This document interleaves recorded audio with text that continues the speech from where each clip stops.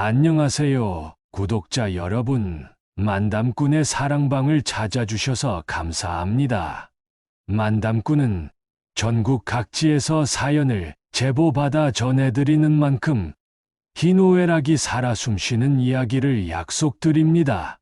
구독과 좋아요는 영상 제작에 큰 힘이 됩니다. 그럼 이야기 시작합니다. 저는 가난한 환경에서 태어나 평생 가족을 위해 헌신하며 살았습니다. 어렵게 은행원이 되어 남편 성민과 두 아이 태호와 은미를 키웠고 그들을 위해 제 모든 것을 바쳤습니다. 하지만 남편이 갑작스럽게 세상을 떠난 후 모든 짐은 제 어깨에 놓였고 자식들이 잘 되기만을 바라며 고생을 감내해왔습니다. 그러던 중 치매 초기 진단을 받고 아이들에게 이 사실을 털어놓았을 때 그들의 태도가 점점 차가워지는 것을 느꼈습니다. 그리고 우연히 엿듣게 된 대화 속에서 자식들이 저를 떠나려 한다는 진심을 알게 되었습니다. 배신감에 저는 평생 바쳐온 모든 걸 지키기 위해 제 방식으로 그들과 싸우기로 결심했습니다. 어린 시절, 저는 친구들이 학교 끝나고 학원에 가는 동안 밭으로 향해야 했습니다. 여름이면 태양 아래에서 일하며, 겨울이면 얼음처럼 차가운 물로 고구마를 씻곤 했습니다. 하지만 그런 환경에서도 저는 늘 책을 품에 안고 다녔습니다. 미연아, 내가 공부 잘해서 출세해야 우리 집안이 살지 라는 어머니의 말씀은 제게 가장 큰 동기였습니다. 상업고등학교 시절, 저는 한 번도 1등을 놓친 적이 없었습니다. 수업이 끝난 후에는 야간 자율학습에 참여하고 집에 돌아와서는 회계 문제집을 풀며 밤을 새우곤 했습니다. 부모님은 제가 밤늦게까지 불을 밝히는 것을 보며 우리 딸 참 기특하다며 고개를 끄덕이셨습니다. 은행에 합격한 날, 어머니는 손등으로 눈물을 닦으며 이제 우리 집안도 빛을 보겠구나라고 말씀하셨습니다. 그날의 기쁨은 지금도 생생합니다. 성민 씨와의 첫 만남은 업무와 관련된 작은 사건에서 시작되었습니다. 대출 서류를 정리하던 중 고객의 실수로 잘못된 서류가 접수된 것을 발견한 저는 당황하여 그의 도움을 청했습니다. 그는 단 한 번도 화를 내지 않고 오히려 이런 일은 누구나 처음에는 겪는 거예요. 저도 그랬어요라며 저를 격려해 주었습니다. 그 후 그는 종종 제게 점심을 사주며 조언을 아끼지 않았습니다. 미연 씨는 더 성장할 수 있는 사람이에요. 저도 한때 힘들었지만 지금은 나름대로 자리 잡았잖아요. 그의 이런 말들은 저에게 큰 용기가 되었습니다. 시간이 흐르며 우리는 서로의 가족사와 어려움을 나누게 되었고 자연스럽게 연애로 발전했습니다. 우리의 연애는 소박했지만 진심으로 가득 찼습니다. 그는 꽃 한 송이를 건네며 이건 미연 씨에게 잘 어울릴 것 같아서요라고 말하곤 했습니다. 한 번은 제가 감기에 걸렸을 때 약국에서 약을 사와 직접 죽을 끓여주기도 했습니다. 그의 배려와 따뜻함은 제 마음을 단단히 사로잡았습니다. 결혼 후 우리 부부는 늘 절약하며 살았습니다. 전셋집은 오래된 곳이었지만 성민 씨와 함께 꾸민 집은 따뜻한 행복으로 가득 찼습니다. 처자들 태호가 태어났을 때 성민 씨는 아들을 품에 안고 눈물을 흘렸습니다. 내가 진짜 아빠가 됐구나라고 말하며 감격스러워하던 그의 모습은 잊을 수 없습니다. 딸 은미가 태어난 날, 성민 씨는 분주한 와중에도 병원으로 달려와 작은 꽃다발을 건넸습니다. 미연아, 고생 많았어. 우리 가족이 점점 커지네. 그는 자녀들의 이름을 지을 때도 하나하나 의미를 담아 신중히 고민했습니다. 태호는 세상을 빛내는 큰 나무라는 뜻으로, 은미는 은은하게 빛나는 아름다움이라는 뜻이었습니다. 아이들이 조금 더 자라면서 주말마다 가족이 모여 보드게임을 하거나 동네 공원을 산책하곤 했습니다. 성민 씨는 항상 가족은 함께 시간을 보내야 끈끈해진다고 말하며 가족 간의 유대를 중요시했습니다. 부산 여행에서 우리는 평소보다 더 많은 추억을 쌓았습니다. 해운대 해변에서는 아이들이 서로 모래성을 쌓으며 경쟁을 했고, 성민 씨는 그 모습을 사진으로 남겼습니다. 이 사진, 우리 가족의 역사책에 넣자라며 농담을 던지며 웃음을 터뜨리곤 했습니다. 자갈치 시장에서 성민 씨는 직접 해산물을 고르며 요리할 재료를 준비했습니다. 숙소로 돌아와 그가 만든 매운탕은 그야말로 일품이었습니다. 아이들은 아빠, 요리는 세상에서 제일 맛있어요 라고 외쳤고, 성민 씨는 다음엔 더 맛있는 요리를 만들어줄게라며 흐뭇해했습니다. 광안대교를 바라보며 아이들은 이 다리는 왜 이렇게 반짝거려요? 라고 물었고, 성민 씨는 우리 가족도 이렇게 반짝거리는 미래를 만들어 가자고 답했습니다. 그날 밤 바닷가를 산책하며 성민 씨는 제 손을 잡고 말했습니다. 우리 가족, 언제까지나 이렇게 행복하자. 그 말이 너무도 따뜻해서 저는 눈물이 날 뻔했습니다. 성민 씨가 쓰러진 날은 평소와 다르지 않은 평범한 날이었습니다. 병원에서 그를 본 순간 저는 세상이 무너지는 것 같았습니다. 의사의 설명을 들으며 눈앞이 캄캄해졌지만 그는 미안해, 내가 더 건강했어야 했는데 라고 말하며 저를 위로했습니다. 그의 재활 치료는 생각보다 힘든 과정이었습니다. 매일 아침 휠체어를 밀며 공원을 산책시키는 동안 그는 간간히 아이들에게 미소를 보였지만 그 뒤에는 무거운 슬픔이 가득했습니다. 그는 태호와 은미를 불러 아빠가 이렇게 된 게 미안하다. 너희는 꼭 건강하게 살아야 한다고 당부했습니다. 남편이 세상을 떠난 날, 저는 그의 손을 붙잡고 당신 없이 어떻게 살아가야 할지 모르겠어라며 오열했습니다. 하지만 아이들을 지켜야 한다는 생각으로 장례식을 치렀습니다. 성민 씨의 마지막 유언은 아이들을 잘 키워달라는 부탁이었습니다. 그 약속을 지키기 위해 저는 다시 일어나야 했습니다. 남편이 떠난 후 저는 아이들을 키우기 위해 모든 것을 쏟아부었습니다. 하지만 태호는 사춘기에 접어들면서 문제를 일으키기 시작했습니다. 학교에서 무단결석이 잦아지고 친구들과 어울려 술을 마시며 경찰서에 불려가는 일이 생겼습니다. 한 번은 그의 담임 선생님이 전화를 걸어 어머님, 태호가 요즘 많이 방황하고 있습니다라고 말했을 때 저는 한없이 눈물을 흘렸습니다. 은미는 다소 얌전했지만 친구들과 어울리며 집안일에 무관심해졌습니다. 늦은 밤까지 집에 들어오지 않다가 새벽에 몰래 들어오는 일이 잦아졌고 저는 그녀를 붙잡고 엄마가 얼마나 힘든지 알긴 하니 라며 호소했습니다. 하지만 은미는 엄마, 나도 내 인생이 있어요라며 방으로 들어가 버렸습니다. 남편이 세상을 떠난 지 몇 년이 흐른 어느 날 저는 친구 미숙이의 권유로 병원을 찾았습니다. 최근 들어 자꾸 물건을 어디에 뒀는지 기억하지 못하거나 약속을 깜빡 잊는 일이 늘었기 때문입니다. 미숙이는 미연아, 이건 그냥 건망증일 수도 있지만 혹시 모르니 병원에 가봐야 해라고 말하며 저를 이끌었습니다. 병원에서 의사는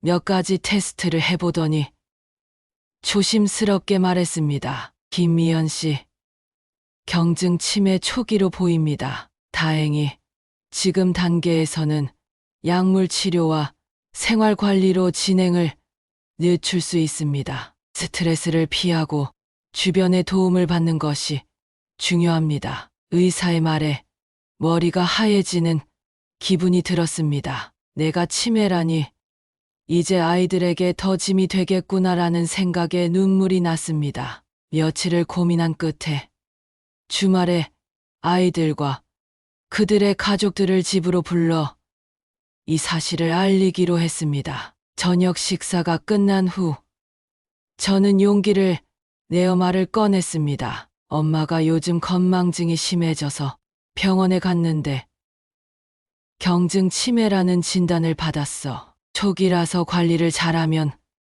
괜찮을 거라고는 하더구나. 태호는 처음에는 놀란 표정을 지었지만 곧 엄마, 요즘 의학 기술이 얼마나 발전했는데요.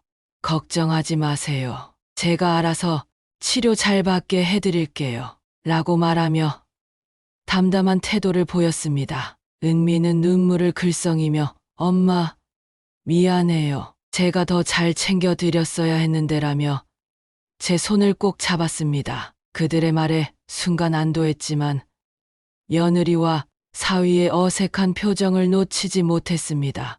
며칠 후 집에서 태호와 며느리가 나누는 대화를 우연히 엿듣게 되었습니다. 태호가 엄마가 치매라니 좀 신경 써야겠지 라고 묻자 며느리는 한숨을 내쉬며 우리도 애 키우고 살기 바쁜데 어머님까지 돌봐야 하면 어쩌지? 솔직히 우리 여유 없어. 다른 형제들도 있잖아. 나한테만 짐 지우지 말라고 해. 라고 말했습니다. 그 말을 듣고 저는 가슴이 철렁 내려앉았습니다. 나를 걱정하는 게 아니라 짐처럼 여기는구나라는 생각이 들었습니다. 은미도 별반 다르지 않았습니다. 어느 날 그녀가 친구에게 엄마 돌보는 건 오빠네가 알아서 해야지.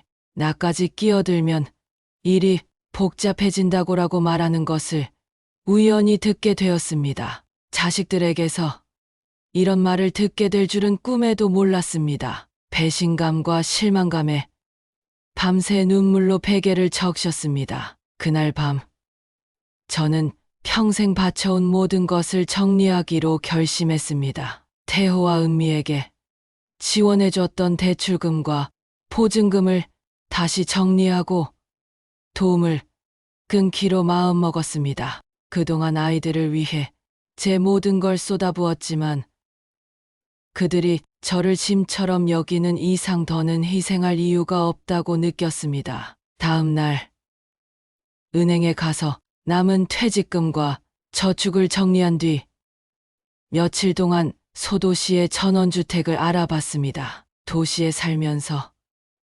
아이들의 손길을 기다릴 이유가 없다고 판단했기 때문입니다. 아이들에게는 엄마가 요양도 할 겸 바람을 쐬러 떠난다고 간단히 알리고 곧바로 그곳으로 이사했습니다. 소도시에서의 생활은 처음에는 낯설었지만 점차 익숙해졌습니다. 마당에 작은 텃밭을 가꾸며 자급자족하는 삶을 살기 시작했고 이웃들과의 소소한 교류 속에서 잃었던 웃음을 되찾았습니다. 이제야 나를 위한 삶을 사는구나라는 생각이 들 때마다 스스로에게 고생했다고 칭찬했습니다. 그러나 제가 사라진 뒤 태호와 은미는 뒤늦게 제 가치를 깨닫고 후회하기 시작했습니다. 처음에는 전화와 문자가 계속 왔지만 저는 답하지 않았습니다. 그들은 결국 제가 살고 있는 곳까지 찾아왔습니다. 태호는 무릎을 꿇고 눈물을 흘리며 말했습니다. 엄마, 정말 미안해요. 제가 너무 이기적이었어요. 은미도 엄마, 우리 다시 시작하면 안 될까요? 라며 사과했습니다. 하지만 저는 단호히 말했습니다. 너희는 엄마가 없으면 살 수 없겠지만 엄마는 이제 너희 없이도 잘 산다. 진정한 효도는 사과가 아니라 행동으로 보여주는 거란다. 그들의 표정에는 후회와 부끄러움이 가득했지만 제 마음은 이미 굳게 닫혀 있었습니다. 그 후로 저는 자식들에게 더 이상 의존하지 않으며 제 삶을 스스로 개척했습니다. 아침에는 텃밭에서 작물을 키우고 오후에는 동네 어르신들과 함께 차를 마시며 시간을 보냈습니다. 한 번은 이웃 아주머니가 미연 씨, 요즘 얼굴이 좋아졌어요라고 말해 주셨을 때 저는 웃으며 이제야 진짜 제 삶을 사는 것 같아요라고 대답했습니다. 시간이 흐르면서 자식들은 자신들의 이기적인 행동을 깊이 반성하며 천천히 변화하기 시작했습니다. 태호는 엄마, 예전엔 제가 너무 어렸던 것 같아요. 지금이라도 늦지 않았다면 엄마를 위해 제가 뭘 할 수 있을지 알려주세요라고 말하며 저를 찾아왔습니다.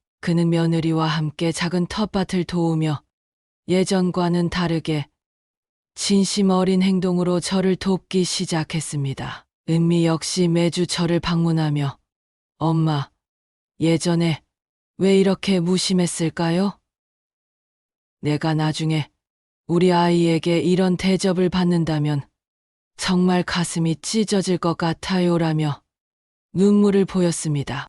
그녀는 집안일을 도우며 제가 혼자 사는 동안 힘들지 않도록 배려하려고 애썼습니다. 저를 위로하려는 자식들의 노력이 조금씩 보였지만 제 마음은 여전히 경계심을 품고 있었습니다. 저는 단호히 말했습니다. 효도는 보여주기식으로 하는 게 아니란다. 너희가 정말 나를 사랑한다면 진심으로 나를 이해하고 함께 시간을 보내는 게 중요해. 그 말 이후로 자식들은 단순히 사과나 도움을 넘어 더 진지한 태도로 저와의 관계를 회복하려 노력했습니다. 전원주택에서의 삶은 고요하고 단조로웠지만 저는 오히려 그 안에서 큰 위로를 받았습니다. 텃밭에는 매 계절마다 새로운 작물이 자라고 동네 어르신들과 함께 나누는 수확의 기쁨은 제게 다시금 사람들과의 관계를 맺는 기쁨을 주었습니다. 작은 마을에서의 삶은 대도시에서 경험하지 못한 온기를 느끼게 해주었고 저는 매일 아침 일어나 감사하는 마음으로 하루를 시작했습니다. 제가 키운 감자와 고구마로 직접 음식을 만들어 마을 사람들에게 나눌 때 이웃들은 미연 씨, 이 감자 진짜 맛있어요 라며 칭찬을 아끼지 않았습니다. 저는 그 말이 마치 젊은 시절 은행에서 인정받았던 순간처럼 기쁘게 느껴졌습니다. 어느 날 동네 작은 모임에서 제가 새로운 사람들에게 제 이야기를 들려줬을 때 모두가 조용히 제 말을 경청하며 감탄했습니다. 한 어르신이 미연 씨, 당신은 정말 강한 분이네요. 이 마을에 당신 같은 사람이 있어 기쁩니다라고 말했을 때 저는 그제야 제 삶의 가치를 다시 한번 깨달았습니다. 치매는 경증으로 시작했지만 시간이 지나며 점차 영향을 미치기 시작했습니다. 저는 스스로를 위해 그리고 자식들을 위해 더 많은 준비를 해야 한다고 느꼈습니다. 의료진과 상의에 필요한 치료를 꾸준히 받으며 스스로 기억을 유지하기 위한 일기를 매일 썼습니다. 일기장에는 하루의 소소한 일상, 자식들과 나눈 대화, 그리고 제가 느낀 감정들을 꼼꼼히 적었습니다. 오늘 태호와 며느리가 찾아와 함께 저녁을 먹었다. 옛날에는 이 모습이 당연했는데 이제는 너무도 소중하다. 은미가 엄마가 보고 싶다며 서프라이즈로 케이크를 사왔다. 케이크보다 은미의 미소가 더 달콤했다. 이런 기록들은 나중에 기억을 잃더라도 제 삶을 증명해 줄 중요한 자산이 될 거라 믿었습니다. 제가 점점 몸이 약해지고 기억이 흐려지는 것을 느낀 어느 날, 저는 자식들을 불러 마지막으로 진심을 전하기로 했습니다. 작은 상자에 제가 쓴 편지와 어릴 적 그들과 함께 찍은 사진들을 담아 두었습니다. 태호야, 은미야, 엄마는 너희에게 평생을 바쳤지만 후회하지 않아.